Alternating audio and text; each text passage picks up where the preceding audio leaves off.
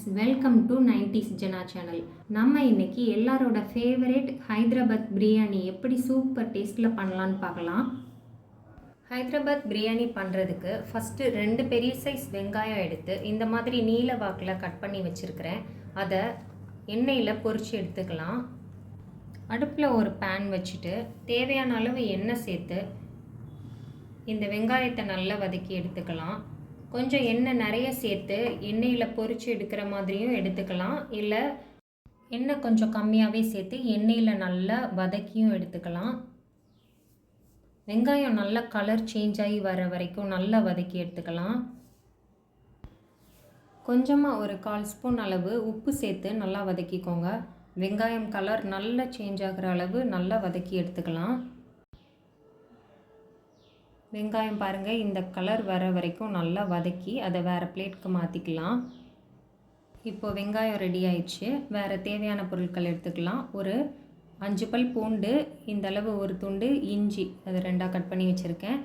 ஒரு மிளகாய், இதெல்லாம் சேர்த்து மிக்ஸி ஜாரில் சேர்த்து அரைச்சிட்டு வந்துடலாம்.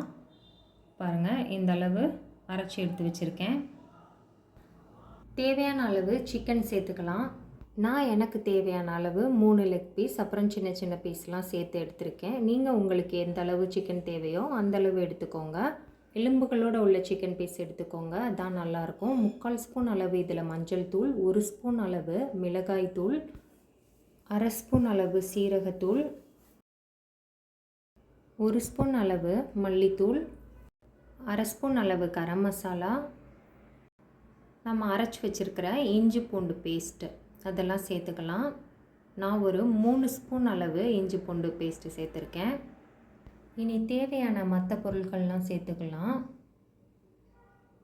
ஒரு நட்சத்திர சோம்பு, 2 கிராம்பு, 2 ஏலக்காய், 2 துண்டு பட்டை, ஒரு 1/2 ஸ்பூன் அளவு பெருஞ்சீரகத்தூள், இதெல்லாம் சேர்த்துட்டு கொஞ்சமாக புதினா இலை, கொஞ்சமாக கொத்தமல்லி இலை சேர்த்துக்கலாம்.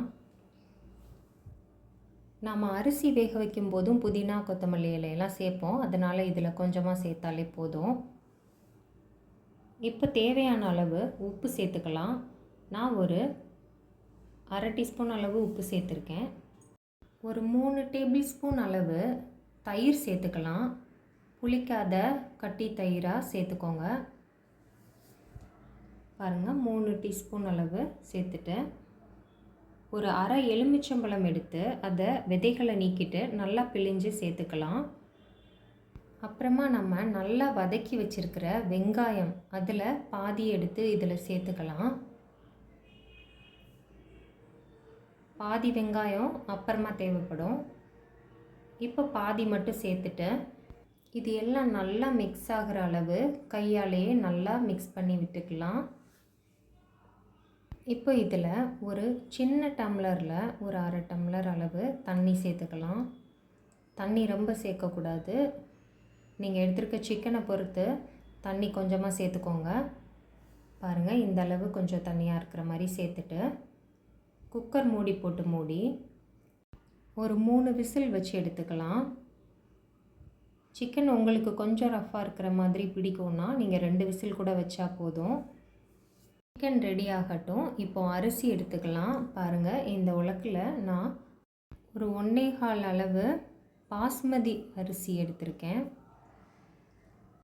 ஒரு உலக்கு ஃபுல்லாக எடுத்தாச்சு. இப்போ இதில் ஒரு 1/4 உலக்கு அரிசி எடுக்கிறேன். இந்த அரிசியை நல்லா வாஷ் பண்ணிட்டு வந்துடலாம். பாருங்கள், அரிசியை நல்லா வாஷ் பண்ணிட்டு வந்தாச்சு. இன்றைக்கி நம்ம அரிசியையும் குக்கர்லேயே தான் வேக வைக்க போகிறோம். இப்போது 1.25 உலக்கு அரிசிக்கு 2 உலக்கு அளவு தண்ணி சேர்த்துக்கலாம். அதாவது 2 மடங்கு தண்ணி சேர்த்துக்கோங்க. 1.25 உலக்கு அரிசிக்கு 2.5 டம்ளர் அளவு தண்ணி சேர்த்துட்டு கூடவே ஒரு 1/4 டீஸ்பூன் அளவு சீரகம் சேர்த்துக்கலாம். ஒரு 10 போல் மிளகு சேர்த்துக்கலாம். ஒரு 2 கிராம்பு சேர்த்துக்கலாம். ஒரு நட்சத்திர சோம்பு, ஒரு பட்டை, 2 ஏலக்காய், ஒரு பிரியாணி இலை இதெல்லாம் சேர்த்துக்கலாம். ஒரு அரை டேபிள் ஸ்பூன் அளவு உப்பு சேர்த்துக்கலாம். நீங்கள் எடுத்திருக்கிற அரிசிக்கும் தண்ணிக்கும் ஏற்ப உப்பு சேர்த்துக்கோங்க. இப்போ இதில் நம்ம சிக்கன் கூட சேர்த்துட்டு மீதி எடுத்து வச்சுருக்கிற புதினா இலைகளையும் கொத்தமல்லி இலைகளையும் சேர்த்துக்கலாம்.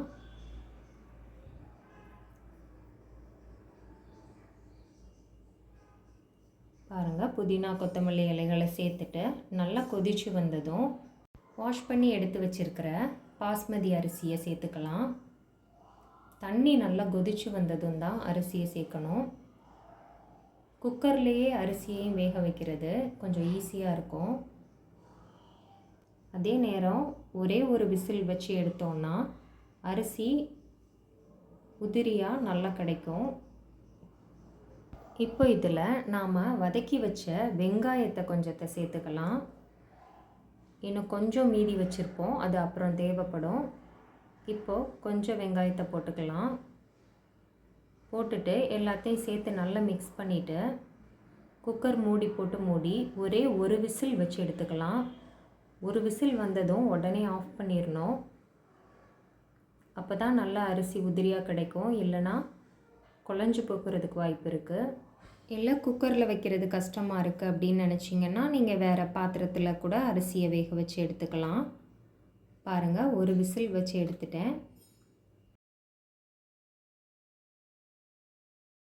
அரிசி பாருங்கள் கரெக்டான பக்குவத்தில் வெந்திருக்கு.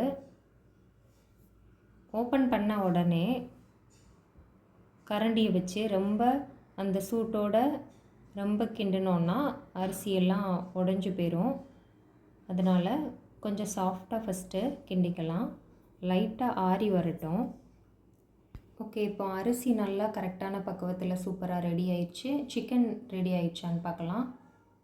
பாருங்கள், சிக்கனை ஓப்பன் பண்ணி பார்த்தா சிக்கன் சூப்பராக வெந்து ரெடியாக இருக்குது. இப்போ என்ன பண்ணணும்னா இதில் உள்ள அந்த கிரேவியெல்லாம் வேறு ஒரு சட்டிக்கு மாற்றிக்கலாம். இந்த சிக்கன் பீசஸ்லாம் இதிலே இருக்கட்டும். அந்த கிரேவியை மட்டும் இன்னொரு பவுலுக்கு மாற்றிக்கலாம். பாருங்கள், இந்த மாதிரி அந்த கிரேவி சிக்கன் தவிர மற்ற எல்லாத்தையும் கொஞ்சம் மாற்றிக்கலாம். இப்போது அடுப்பை ஆன் பண்ணி இந்த சிக்கன் பீசஸ் இருக்க குக்கரை வச்சுட்டு லோ ஃப்ளேம்லேயே வச்சுருக்கணும். வச்சுட்டு வேக வச்ச அரிசியை கொஞ்சம் ஒரு லேயருக்கு மேலே சேர்த்துக்கலாம்.